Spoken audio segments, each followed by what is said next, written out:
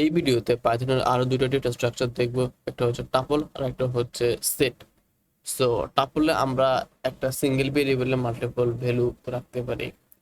তো দেখি টাপল কিভাবে ডিফাইন করতে হয়। তো আমি এখানে একটা ভেরিয়েবল নিচ্ছি, অ্যাজিউম এ। এতে এখন আমি ফার্স্ট ব্র্যাকেট দিচ্ছি, সো এটা হচ্ছে আমাদের টাপলের সাইন। তারপর এখানে আমি বিভিন্ন ভেরিয়েবল দিচ্ছি, এআরএস 20 200 এরকম আর কি। তো আমাদের টাপলের এই ভ্যালুগুলো আমাদের আনচেঞ্জেবল, মানে আমরা এই ভ্যালুগুলোকে চেঞ্জ করতে পারবো না। এটা হচ্ছে আমাদের টাপলের রুলস।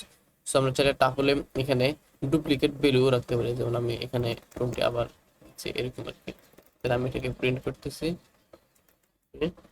দেন আমরা আমাদের টাপলের ভ্যালুগুলোকে দেখতে পাচ্ছি।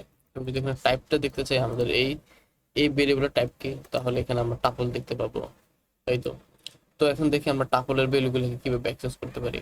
তো টাপলের ভ্যালুগুলোকে আমরা এরর মতোই অ্যাক্সেস করতে পারবো। তাহলে আমি প্রিন্ট এ এক নম্বর ইন্ডেক্সটাকে দিচ্ছি, তো এখানে আমি 20 এই ভ্যালুটা দিচ্ছি, মানে 0 ইন্ডেক্স থেকে শুরু হয় আর কি।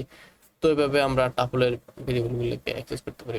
আমরা চাইলে এখানে নেগেটিভ ইন্ডেক্সও দিতে পারি। তো আমি লিস্টের সময় নেগেটিভ ইন্ডেক্স কিভাবে কাজ করে সেটা বলেছিলাম, এরকম আর কি। তারপর হচ্ছে টাপলকে আমরা কিভাবে চাইলে আপডেটও করতে পারি, এরকম আর কি। তো আমরা চাইলে টাপলকেও এখানে লুপের মাধ্যমে দেখতে পারি। তো একটা ডেটা স্ট্রাকচার যদি আমরা ইমপ্লিমেন্ট করতে পারি তাহলে সবগুলো similar. For I in a, তারপর আমি প্রিন্ট করতেছি আই কে, দেন আমরা টাপলের প্রত্যেকটা ভ্যালুকে এখানে দেখতে পাচ্ছি, এই তো। তারপর আমাদের টাপলের আরো বিভিন্ন মেথড আছে, যে জয়েন, যে আমরা চাইলে দুইটা টাপলকে একসাথেও কম্বাইন করতে পারি। যেমন আমি এখানে বি তে আরেকটা টাপল হচ্ছে 10 20 10 2000 এরকম আর কি। দেন আমরা যদি এরকম করি C is equal to A plus B then print C দেই, তাহলে আমি এই সি টাপলটাকে, মানে এই দুটো টাপলকে আমরা কম্বাইন করতে পারছি আর কি। তো এখানে টাপলের আরো কিছু মেথড দেওয়া আছে, যেমন কাউন্ট, ইন্ডেক্স, এগুলা প্র্যাকটিস করবেন। দেন হচ্ছে সেট।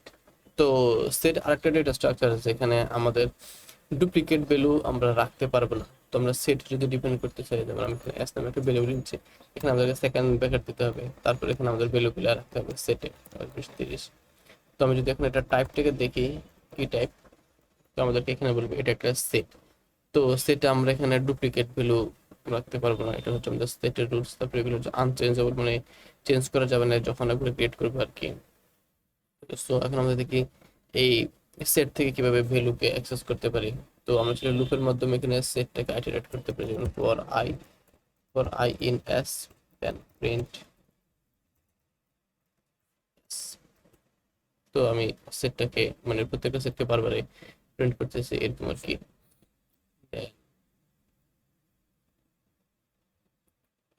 প্রিন্ট আই হবে নট এস, তো আমি সেটের প্রত্যেকটা ভ্যালুকে প্রিন্ট করতে পারতেছি আর কি।